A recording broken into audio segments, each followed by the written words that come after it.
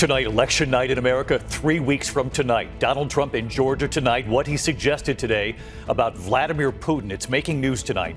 Kamala Harris in Michigan, what she acknowledged just moments ago about the pressure, about what she asks herself every night. Ginger Z is also here. We're watching the tropics yet again. Two separate potential threats. And the Menendez brothers, what's expected to happen tomorrow. First tonight, early voting now underway in half the country. A record number of voters in the battleground of Georgia already tonight. Former President Donald Trump, after reports he sent COVID testing machines to Vladimir Putin for Putin's personal use while the pandemic was raging here in the U.S., and reports that Trump has talked several times with Putin after leaving office. What Trump said about this today, after denying it to our John Carl just days ago, what Trump is saying now. And just moments ago, Vice President Harris on the pressure, revealing what she asks herself every night. With just 21 days to go now until this election. Rachel Scott live in Georgia. Tonight, we're tracking those two new tropical threats as we come on the air. Could either system make it to the U.S. mainland? Ginger Z with the latest track. The stunning new number here tonight, nearly 3 weeks after Hurricane Helene. Authorities tonight say 92 people are still missing in North Carolina. And the FEMA workers who were halted because of threats amid all of this misinformation, back at work tonight. The urgent manhunt for a suspect underway at this hour, wanted for shooting a co-worker on a college campus. The victim right now in critical condition. The desperate search for a missing mother of four, and tonight the stunning turn. Search teams at this hour at a landfill. In Israel, the first American troops arriving with those missile defense systems as Israel now prepares to retaliate against Iran. But tonight here, the Biden administration and the warning to Israel about what they must do. Back here in the U.S. tonight, the images coming in now outside New York, the major crash on the New Jersey Turnpike. Multiple injuries reported. All these years later, the new developments picking up steam in the case of Lyle and Eric Menendez, convicted of killing their parents. What is now planned for tomorrow? The scare on stage, the well-known singer who fell through a hole on stage while performing. The remarkable rescue, the man driving 2 hours after he learned 3 dogs were trapped in what's called a lava tube. And coming to America, tonight the pandas have landed, and you'll see them right here. From ABC News World Headquarters in New York, this is World News Tonight with David Muir. Good evening. We begin tonight with the race for president. Believe it or not, election night is 3 weeks from tonight, and I'm sure many of you at home can't wait until this is over. Tonight, more than 5 million Americans have already voted in early voting, a record-breaking first day of voting in the battleground of Georgia today. Look at the long lines at many polling stations for in-person voting, this one in the Atlanta suburb of Tucker. Former President Donald Trump campaigning in Atlanta tonight, already making news with an interview earlier today in Chicago. After reports Trump sent COVID testing machines to Vladimir Putin for Putin's personal use as the pandemic was raging here in the U.S., and that Trump has talked with Putin several times after leaving office.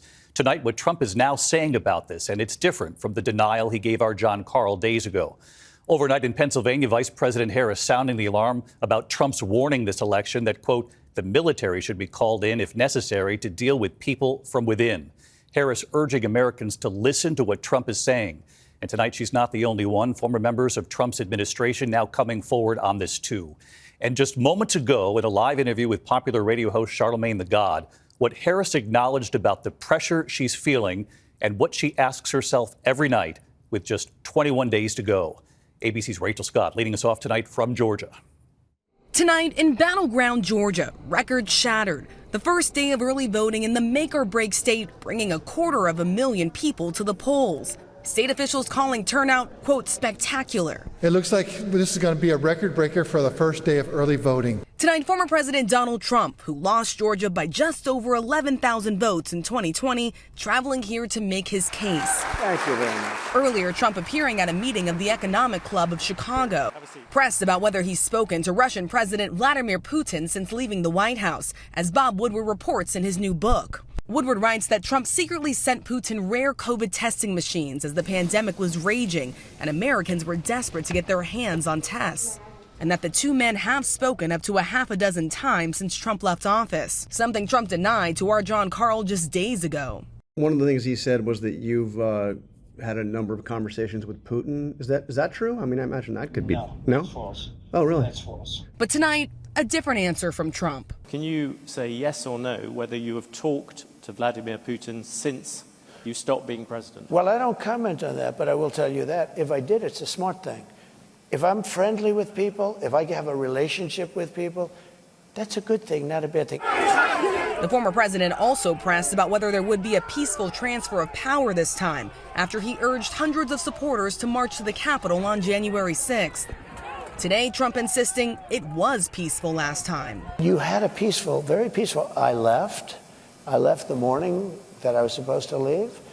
I went to Florida, and you had a very peaceful transfer. Overnight, Vice President Kamala Harris taking aim at new comments from Trump after he said the military should be called if necessary to deal with people from within. I think the bigger problem are the people from within. We have some very bad people. We have some sick people, radical left lunatics. And I think they're and it should be very easily handled by, if necessary, by National Guard, or if really necessary, by the military. Because they can't let that happen. We know who Donald Trump is. Harris sounding the alarm. He is someone who will stop at nothing to claim power for himself. And you don't have to take my word for it. I've said for a while now, watch his rallies. Listen to his words. Tonight, it's not just Harris. Now a growing number of Republican officials who served under Trump are saying listen to what Trump is saying. Former Secretary of Defense Mark Esper. So yes, I think we should take those words seriously. Former UN Ambassador John Bolton late today. This will be a retribution presidency, and it will not be just against extreme left-wingers. It will be against people who are Republicans and conservatives who stood against Trump. And in Woodward's new book, retired General Mark Milley, Trump's former chairman of the Joint Chief, called Trump a fascist to the core and the most dangerous person to this country. And just tonight, Vice President Kamala Harris acknowledging the pressure she feels and the question she asks herself every night. Talking moments ago with radio host Charlemagne the God. I feel an extraordinary weight of responsibility right now to do everything I can. I'm telling you, Charlemagne, when I go to bed at night, I almost every night, in addition to my prayers, will ask, have I done everything I could do today? This is a margin of error race. It's tight. I'm going to win. I'm going to win. But it's tight. And, you know, what is at stake is truly profound and almost and historic, many would say. David, more than 250,000 people turning out to vote early today in the state of Georgia. Those numbers shattering records. Donald Trump in this state tonight, Vice President Kamala Harris in Michigan. Both candidates on a blitz through the battleground states that will ultimately decide this election with just 21 days to go, David. Rachel Scott reporting from a Trump rally in Georgia tonight. Rachel, thank you. We turn next tonight to two new tropical threats we're now watching. Of course, the question, could either of them make it to the U.S. mainland? Chief Meteorologist Ginger Z back with us tonight, tracking it all. Hi, Ginger. Hey there, David. Two areas of disorganized thunderstorms. The one to the east has a better shot at becoming our next named storm by the end of this week and the start of the weekend. So that one would be called Nadine, and it will be something for the Eastern Caribbean and Puerto Rico to watch. Number one, because you've got conducive environment, 4 to 6 degrees warmer than average as it travels west-northwest. Where it's not conducive is once you get north of there. So this is what's going to protect us here from Florida on up. There's wind shear, that stuff that rips apart storms from the top, but also that cold front gets all the way down into the middle of Florida. I mean, Tampa by Thursday morning in the 50s. So 5 to 15 degrees below average. By tomorrow morning, David, Lexington, Kentucky could even be hitting a record low. Ginger Z back with us tonight. Ginger, thank you. Meantime, the devastation from the hurricanes that just hit, and tonight the stunning new number here. In North Carolina, authorities say at least 92 people are still unaccounted for. Meantime, FEMA workers who were halted by all of these threats amid the misinformation are now back at work tonight. Here's Victor Akendo. Nearly 3 weeks after Hurricane Helene ravaged western North Carolina, tonight, the governor announcing 92 people are still unaccounted for. And officials are slamming the dangerous misinformation about the federal response. If you're participating in spreading this stuff, stop it. FEMA back on the ground tonight, going door to door after temporarily pausing some operations due to threats. Authorities arresting an armed man over the weekend for allegedly threatening FEMA workers. We are not going anywhere. Misinformation will not deter us from our mission of helping people, period. And in Florida, the massive cleanup after back-to-back hurricanes.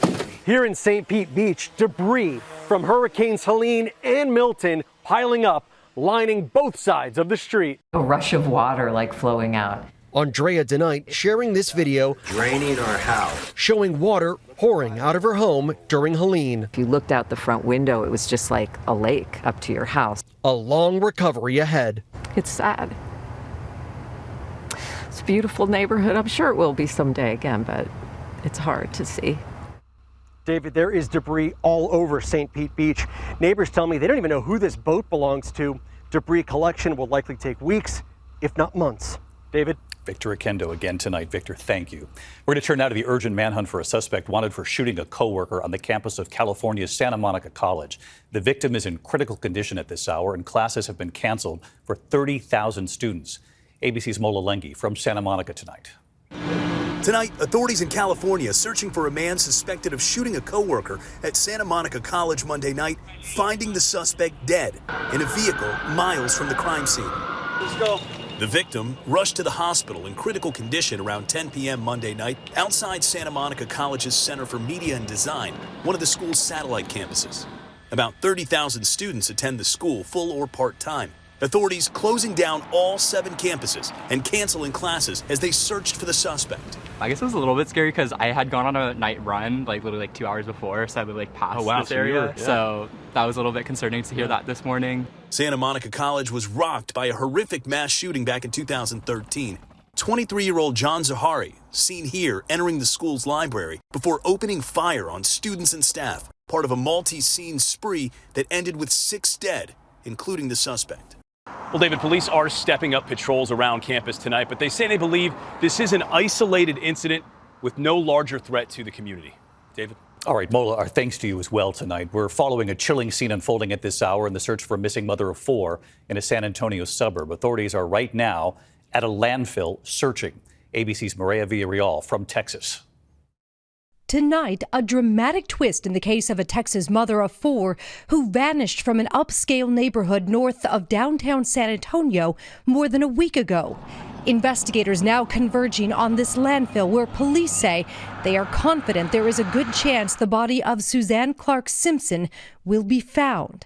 The 51-year-old was last seen outside her Olmos Park home around 11 p.m. back on October 6th. Police releasing this image from earlier that night showing her at a private club. It's very suspicious that obviously she's not going to work and she's not checking in on her children. Her husband of nearly 22 years, Brad Simpson, reporting her missing, but now behind bars on assault and unlawful restraint charges. An affidavit says the night the mother disappeared, a neighbor saw the couple involved in a physical altercation and later heard 2 to 3 screams from a wooden, brushy area. Just days ago, Simpson's mother revealing her fears her daughter may no longer be alive. She called me up and told me the things that Brad had done to her physically. Well, I came up with an alternative plan for her and hoped that she'd move in with me. I never got to tell her the plan. David, police say Brad Simpson is not cooperating with investigators. He is being held on a $2 million bond at a local jail. And we've also confirmed the ATF has put a hold on him pending charges, although they wouldn't tell us exactly what they are. David? Mireya Villarreal from Fort Worth, Texas tonight. Thank you. We're going to turn now to the war in the Middle East just as U.S. troops arrive in Israel with new U.S. anti-missile defense systems. Tonight, the Biden administration is now warning Israel it must do more to address the humanitarian crisis in Gaza. James Longman from Beirut tonight. As the first U.S. troops arrive in Israel equipped with those powerful anti-missile defense systems, tonight the Biden administration with a major threat, saying if more isn't done in the next 30 days to improve the situation in Gaza, future military aid and transfer of weapons could stop. What we have seen over the past few months is that the level of humanitarian assistance has not been sustained. In fact, it has fallen by over 50% from where it was at its peak. In a letter, the U.S. demands Israel reverse the downward humanitarian trajectory, and they offer more protections for civilians, particularly in northern Gaza, saying if they don't, Israel would be violating U.S. law. And in the mountains outside Beirut today, signs Israel's war in Lebanon is expanding. Israeli evacuation notices have been issued to 25% of the entire country. If I stop talking briefly, and you can hear that humming sound, that is the sound of an Israeli drone. That sense of menace is everywhere. It's all over the country. At a funeral for 16 members of one family killed, I meet a Hezbollah official. Hezbollah is more than a single fighter, he says. It's an idea, and an idea is not easy to kill. We'll not be slaves to America. You say that you will not be slaves. Israel says that you are a slave to Iran. Iran stood by our side, he says. We're forced to gather allies. If China or Russia are willing to assist us, we are ready. And tonight, David, this region is bracing itself for Israel's expected attack on Iran. Tonight, the Biden administration says it's urging restraint. David? James Longman live in Beirut for us tonight. James, thank you. We're going to turn now to new tensions on the Korean peninsula tonight. North Korea blowing up roads and rail lines linking it to the south. South Korea recording the explosions from its side of the border. North Korea has accused the South of flying drones over its capital in recent days. But that comes after North Korea sent hundreds of trash-filled balloons into the South in recent months. And tonight, Russia now saying it will support North Korea if it suffers, quote, an act of aggression. When we come back here tonight, the images coming in outside New York, the major crash on the New Jersey Turnpike, reports of multiple injuries tonight. Also, new developments gaining steam in the case of Lyle and Eric Menendez, convicted of killing their parents. What's now planned for tomorrow? And the well-known singer who fell through the stage while performing. Tonight, a major crash on the New Jersey Turnpike. 6 vehicles involved, multiple injuries reported. The collision involved 4 trucks, a passenger bus, and a van in Burlington County near the Pennsylvania state line. Traffic backed up for more than 3 miles. Now to the new developments nearly 3 decades after the murder conviction of the Menendez brothers. Tomorrow, nearly 24 members of the Menendez family are expected to turn out for a news conference to pressure the Los Angeles DA to recommend resentencing Lyle and Eric Menendez. The brothers serving life sentences without parole for murdering their parents. DA George Gascon has said he is weighing whether to take any action at all. A final decision would rest with the judge. When we come back here tonight, the scare on stage, the well-known singer falling through a hole during her performance and saving the dogs trapped in what's called a lava tube, and you'll see it. To the index of other news tonight, a scare on stage for singer Olivia Rodrigo performing in Melbourne, Australia, when she suddenly fell through a hole in the stage, terrifying fans. But Rodrigo jumps up and then reassures them. Take a look. Oh my God, that was fun. I'm okay. Now that is really something. Watch, she climbs back out here, and she in fact continues with the concert. That's just incredible. Tonight, Walgreens revealing plans to close more than 1,200 stores nationwide, trying to cut $1 billion in costs. Rival chains also struggling against Amazon, Walmart, and Costco. Tonight, the remarkable rescue of 3 dogs trapped in what's called a lava tube in Hawaii. Kavika Singson responding to a dog owner's call for help, driving 2 hours to the scene, lowering himself down the hole.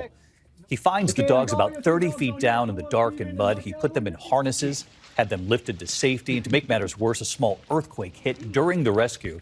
The rescuer said he didn't even feel it. That's a hero. When we come back tonight, the pandas have arrived here in America and the police escort for them. Finally tonight here, the pandas are here from China to Washington, D.C., and the police escort waiting for them. Tonight, the incredible sight. Pandas from China arriving at the Smithsonian's National Zoo in Washington, D.C. 3-year-old Bao Li walking into his new home for the first time. Qing Bao, also 3 years old, in her new pool with a big yawn after her long journey from China. The pair leaving China overnight, traveling 19 hours, 8,250 miles. Touching down at Dulles International Airport in a Boeing aircraft they called the FedEx Panda Express. The panda picture right on the side. The 2 in these custom crates, the police escort right to the zoo in Washington. Crowds lining the streets. Bao Li chomping on bamboo. They'll now be in quarantine for a month and closely monitored by their care teams. Living in the zoo's renovated giant panda habitat, complete with the giant panda cam. 40 cameras, in fact, for people around the world to watch the pandas. Tonight, the zoo saying they are celebrating this new chapter of their more than 5-decade-long panda conservation program. The pandas will make their official public debut in the new year. They tell us tonight at the end of January. We can't wait to see them in January, and I'll see you right back here tomorrow night. I'm David Muir. Good night. Thank you for making World News Tonight with David Muir America's most watched newscast.